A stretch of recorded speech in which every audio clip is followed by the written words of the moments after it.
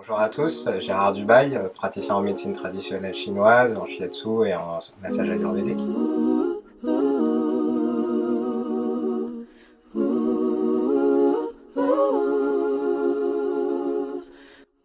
Philosophiquement parlant, en Orient, le vide n'est pas considéré comme un facteur négatif.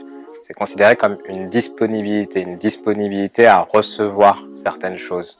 Donc à recevoir notamment autre chose que de la nourriture. Donc on met ça à bénéfice durant les périodes de jeûne, en essayant de percevoir aussi les choses de manière différente.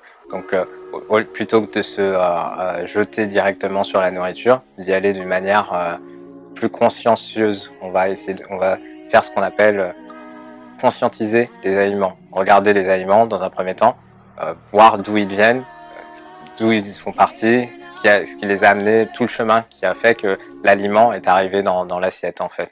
C'est une forme de bénédiction aussi de l'aliment.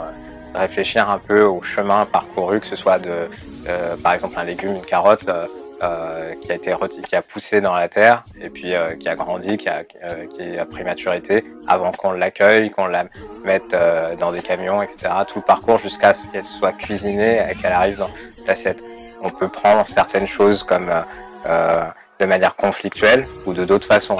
Par exemple, au niveau du jeûne, on dit qu'on ne subit pas le jeûne, on le vit, mais on le vit sereinement. Donc c'est apprendre ça aussi. C'est comment vous allez transformer le jeûne. Si vous le vivez que comme une épreuve, que comme un conflit, effectivement, il y a une idée à la fin que l'épreuve, elle est finie et que vous pouvez sauter un peu sur la nourriture. Alors que si vous transformez ça différemment, avec une vision de vivre une sensation, une expérience en fait qui vous amène à un état de concentration, d'autodiscipline, qui vous met aussi en relation avec les autres et avec notamment avec ceux qui n'ont pas de nourriture, parce que dans le jeûne il y a aussi une idée de se mettre dans une situation, de sortir un peu de sa zone de confort. Voilà, parce que mine de rien le jeûne est aussi un luxe qu'on se permet. Certaines personnes n'ont pas le luxe de jeûner, n'ont pas le choix. Ils ne mangent pas par choix quoi.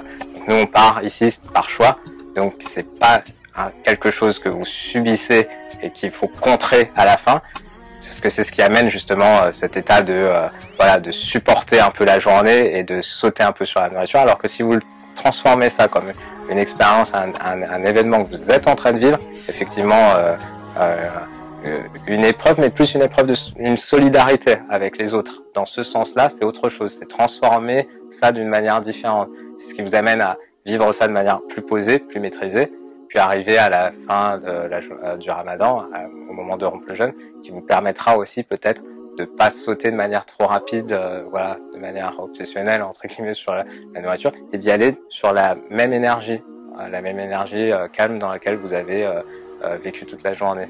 Et à ce moment-là, vous pouvez aller tranquillement, d'abord avec une boisson chaude, comme je l'ai dit, tirer d'une tisane, quelque chose qui va rafraîchir un peu et hydrater le corps.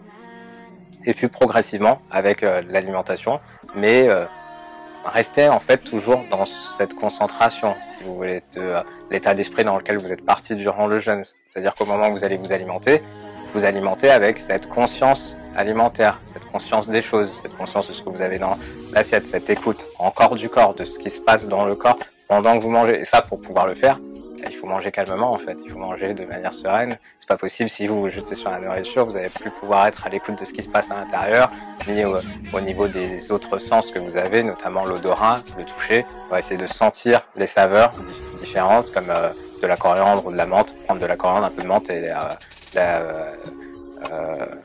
la manipuler un petit peu dans les mains pour sentir l'odeur quoi. Donc ça exacerbe d'autres sens que celui du goût directement à proprement parler. Le regard aussi, de voir, d'observer comment les plats ont été cuisinés.